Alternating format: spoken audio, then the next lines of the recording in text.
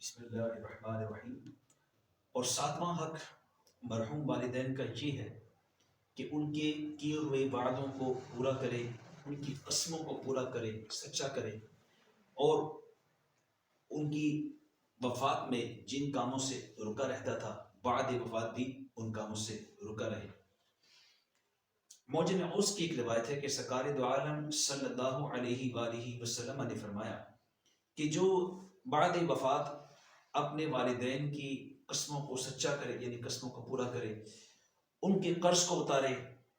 اور کسی کے ماں باپ کو برا کہہ کر اپنے والدین کو برا نہ کہلوائے، تو ایسا شخص والدین کے ساتھ بھلائی کرنے والوں میں سے لکھا جائے گا، اگرچہ زندگی میں وہ ان کا نافرمان رہا ہو۔ اسی طریقے سے جو اپنے والدین کی قسموں کو سچا نہ کرے، ان کے قرض کو نہ اتارے اور کسی کے والدین کو برا کہہ کر اپنے ماں باپ کو برا کہلوائے، تو ایسا شخص والدین کا نافرمان لکھا جائے گا، اگرچہ وہ زندگی میں ان کا تابعدار رہا ہو۔ سیدنا ابو اسید مالک بن ربیعہ ساعدی رضی اللہ تعالیٰ عنہ روایت فرماتے ہیں کہ ایک روز ہم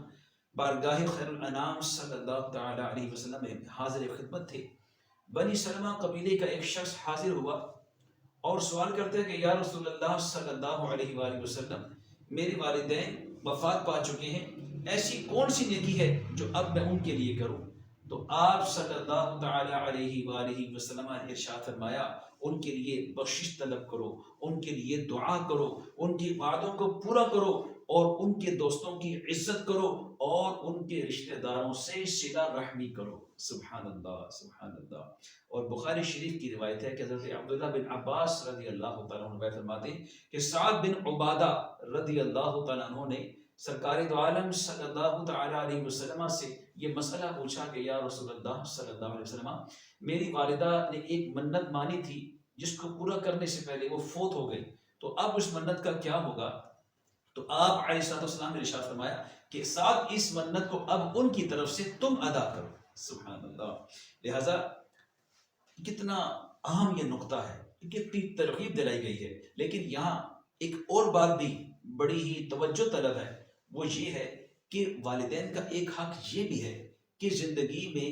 ان کی زندگی میں جن کاموں سے گریز کرتا تھا کہ میرے ماں باپ کو تکلیف ہوگی یا وہ ناپسند کرتے تھے، تو ان کے ادب میں، ان کی دلجوئی میں جن کاموں سے گریز کرتا تھا یا جن لوگوں کو ملنے سے والدین نے منع کیا تھا، جن کا ملنا جلنا والدین کو ناپسند تھا، اب وہ زندگی میں تو ان کے ادب اور دلجوئی کے لیے ان سے نہ ملتا تھا، تو بعد از وفات بھی اب وہ ان کاموں سے رکا رہے گا۔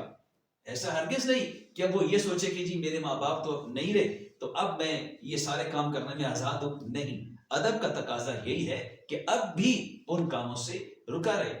مسند الفردوس کی روایت میں اس کا مضمون کچھ ایسے ہے کہ میت کو جو چیز زندگی میں اس کے گھر میں ایذا دیتی تھی، قبر میں بھی اس کو وہ چیز ایذا دیتی ہے، یعنی اگر وہ اب بھی ایسے کام کرے گا تو میت کو قبر میں بھی ایسی تکلیف ہوگی۔ لہٰذا اس کے بجائے جو ان کے نیکی کے کام تھے ان کو جاری کرے، مساجد، مدارس، دینی جامعات کی خدمت کرے، افطار کی اہتمام کرے، مالی معاملت، نیاز کے اہتمام کرے، نیز اقربا غربا کی خبر گیری، صدقات، خیرات، رشتہ داروں سے صلہ رحمی وغیرہ۔ اسی طرح اپنے ماں باپ کے جو جائز وعدے ہیں ان کو پورا کرنے کی کوشش کرے۔ اللہ کریم ہم سب کو ایسے عمل خیر کرنے کی توفیق عطا فرمائے، آمین بجاہ نبی۔